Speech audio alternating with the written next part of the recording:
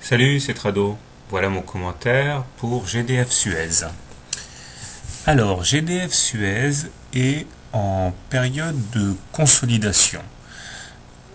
Tout d'abord, on voit que après avoir atteint un pic à 31,5 euros approximativement, la valeur a retracé 23,6% de sa hausse et a buté 3 fois de suite lors des 3 dernières semaines sur ce niveau des retracements 23,6%. Donc il semble effectivement que nous soyons en période de consolidation sur la valeur, et 2, que ce support soit assez solide pour l'instant.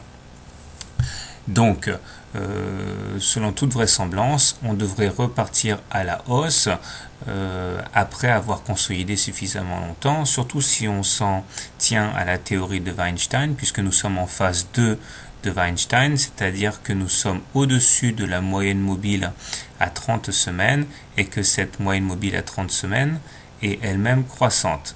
Donc au regard de cette théorie, on devrait privilégier uniquement les trades haussiers.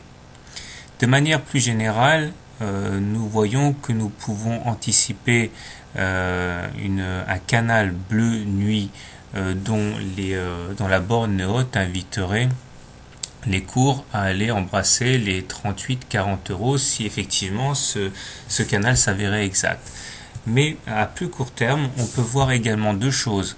Les cours sont imbriqués, à l'intérieur d'une fourchette rose d'Andrews, et les cours sont en train de se lever autour de cette médiane, et tant que cette fourchette rose n'est pas cassée, eh bien il n'y a aucune raison de remettre en cause la hausse actuelle.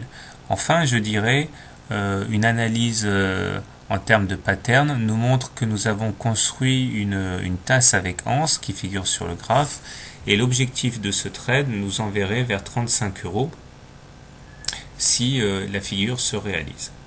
Voilà. Alors comment trader la valeur? Ah oui, j'ai oublié, un petit coup d'œil sur les indicateurs. Le MACD est au-dessus de son signal, donc plutôt bien orienté. Par contre, le stochastique, lui, est en dessous de son signal, donc plutôt mal orienté. Enfin, le momentum est au-dessus de 0, mais il décroît. En fait, cette contradiction au niveau des indicateurs techniques ne fait que confirmer que nous soyons en période de consolidation de la hausse de moyen terme. C'est pour ça. Donc, comment trader la valeur? Si on pense que les trades haussiers doivent être privilégiés, plusieurs choses à faire. Le premier trade, c'est par exemple, trader l'objectif de la tasse avec anse à 35 euros avec un stop loss en cas de cassure de la ligne d'eau, c'est-à-dire en cas de cassure en clôture des 28,8 euros, ce qui donne un excellent ratio gain-risque. On peut également, par contre, imaginer de privilégier les trades short si on pense que nous ne faisons que consolider la forte baisse et que ça va repartir vers le bas. Dans ce cas, on peut viser le gros support à 23,5 euros avec un stop loss au-dessus de la résistance à 31 euros.